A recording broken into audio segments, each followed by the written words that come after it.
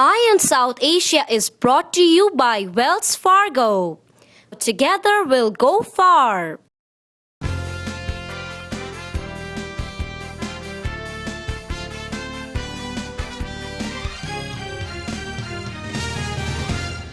Hello and welcome to Eye on South Asia. I'm Bhavna Vanan. Prakash Swami, Managing Editor, The Indian Express, North American Edition. Every week, we'll bring to you the latest news, views, and happenings with South Asians living in North America. Prakash, welcome back to the show. Great to have you on. I'd like to start with your very exciting trip last week to Connecticut. And just to start off, here's a quote that I found from an article that you wrote in the Indian Express. Here you are, 1,500 of you, hoping to hear words of wisdom from the sexy, desirable man who couldn't kiss a girl last time he was in Yale because it was too cold. But I'm not that guy. I mean, I'm sexy and desirable for sure, but I'm not about to leave anyone uninspired than when they walked in here. So can you tell us about this experience with Shah Rukh Khan at Yale? Yeah, Shah Rukh was invited to the Yale University. Yale is one of the very prestigious one with the tag of the Ivy League. So it's surprising, many people are surprised why Shah Rukh Khan was invited as a top fellow. Then they gave reasons like he's done a lot of philanthropy work, a lot of charitable work, and used his name and fame in the movie industry to make an impact in the life of the women and children who are deprived section of society. So he was there. We went there at 10 o'clock. We were supposed to have a press conference at 11. It was moved to 2. Then we were waiting till from 2 to 4, 4:30. He never showed up. We thought something wrong with the traffic or he got held up. Yeah. Then Shah Rukh walked in around 5 o'clock. And then he was usual self, jovial, very jolly. And then he came and sat down, answered all the questions of the media. In fact, he even just made fun of me saying that, Prakash, you asked me this question, Swami, but you guys write, I'm an entertainer, but I don't have social consciousness. I do have social consciousness. Then he went for the program. We went, he sang, danced, but in between the speech, we could feel a tinge of sorrow. I see. And he was saying, every time I come here, they stop me, the immigration. These immigration people kick the stardom out of my stardom. Mm-hmm. And every time I take an ego trip, I feel like coming to America because they kick me out. And we thought it's a previous experience. Mm-hmm. But then immediately we came to know that day he was stopped at the airport immigration for more than 2 hours. And that's actually what delayed him for the press conference. Actually, he had come on a private flight with Mukesh Ambani's family, Mukesh Ambani's wife, Neeta, and his general manager, Srinivasan, the whole bus of entourage from Mumbai on a private plane. Everybody were cleared except Shah Rukh. And they asked him the usual question, why are you here? And your name was in the waiting list and, whatever checklist. 2 hours, they made him wait. See, all said and done, this was taken up in the past by the Indian government and the US government. And both agreed that this will not happen. And this is not the first time. Mm-hmm. The president of India, the former president, Dr. Abdul Kalam, was frisked. The ambassadors of India to the US, Meera Shankar, and ambassador to UN, Hardeep Puri, were frisked and checked. This is beyond because diplomats enjoy immunity. Mm-hmm. When diplomat can enjoy immunity, think about the president of the country. So we all know it's nothing uncommon for people to get stopped in the immigration. But what is happening in Shah Rukh Khan is it's been happening repeatedly, like our Indian foreign minister said. Mm-hmm. The US government has got the habit of stopping VIPs and then giving an apology only to be due next time again. Right. It seems to be like a pattern, they're calling Exactly. it. And at the same time, Washington has ruled out, or what they say is ruling out, any sort of pattern in Shah Rukh Khan's detention or other people's detention. They're saying that these incidents are isolated and they should look at it case by case. But that's not how, if you are traveling, and you're stopped like twice in a couple of years, 3 times. Then you're not going to look at them as isolated incidents. Yeah, actually what happened is his name is being entered in the records of the immigration. So it's called a flagging. So every time he walks into the airport, when he swipes his passport, Indian passport, his name comes up, the flag. When there is a flag, even an ordinary clerk sitting in the immigration desk cannot let him go. So unless you remove the name from the wanted list or whatever list they call it, Right. or checklist, this is bound to happen, and this is going to again create the same ramification in India and in the US. Right. And ironically, he had made the movie My Name is Khan, which actually covers this incident of racial profiling after 9/11. So it's ironic that even after the movie, it's still happening again. I'm pretty sure those Yeah, people... this nothing to do with the movie, but Right. the one redeeming factor is the president of the Yale University, Dr. Richard Levin, personally came and met with Shah Rukh and gave a letter of apology.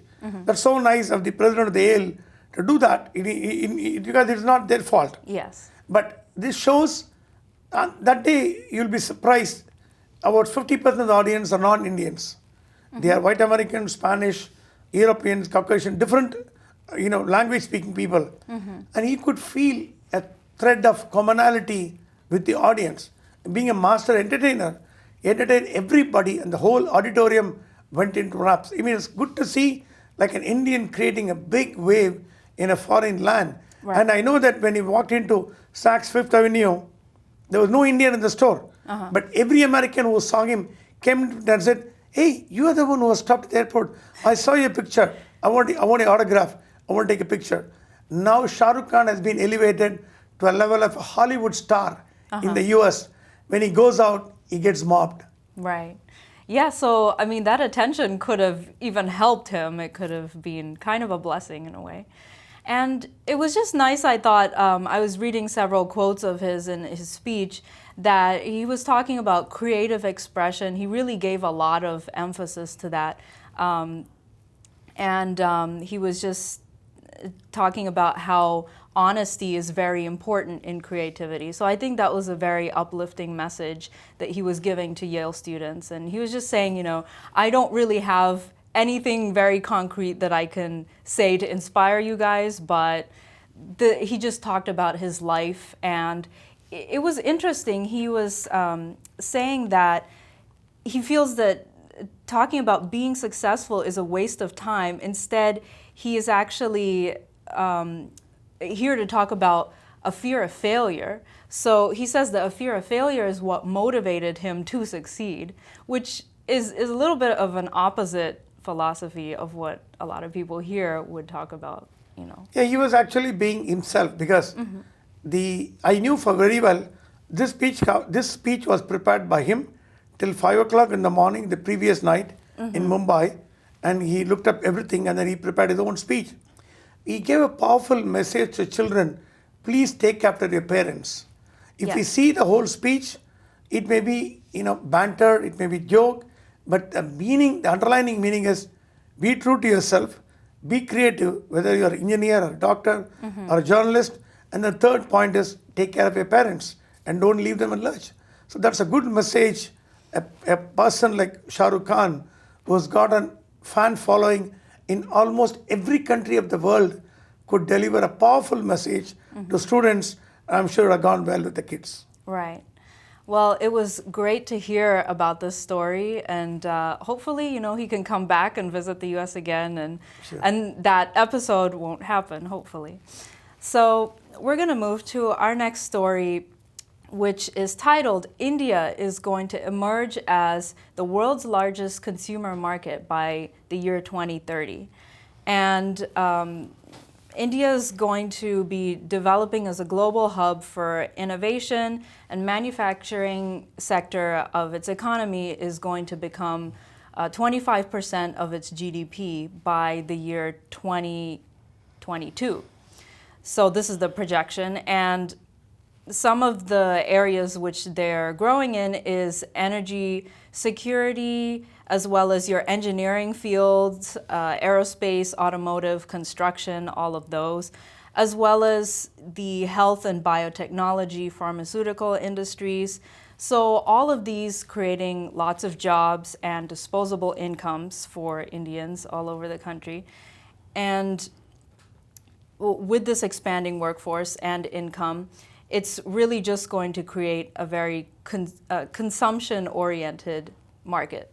So it's becoming like the US in a way, and this is where I think the international retailers or these exports coming into India would help in this climate of, you know, people having more to spend and all that stuff. Yeah, I was there at the Columbia University, India, doing business with India conference. A bunch of young kids doing MBA, Prashant, Shakshi, they all put together as a fantastic event attended by Kiran Bedi, the Anna Hazare movement, Professor Jagdish Bhagavati, then Alexander Muthoot of the famous Muthoot company group in Kerala, and then you had India's ambassador, Rao, then you have Prakash Hinduja, you have every conceivable top industrialist of India were present at the conference. And there it is very good to hear a positive story from the people in various walks of life saying that India is a success story.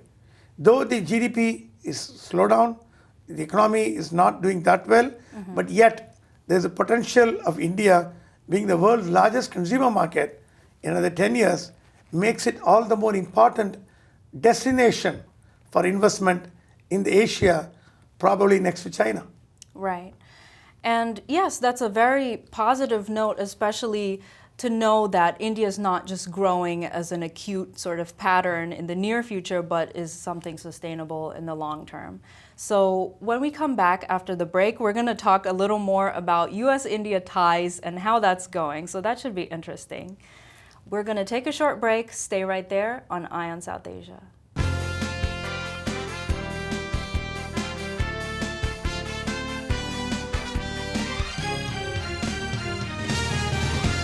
Eye on South Asia is brought to you by Wells Fargo. Together we'll go far.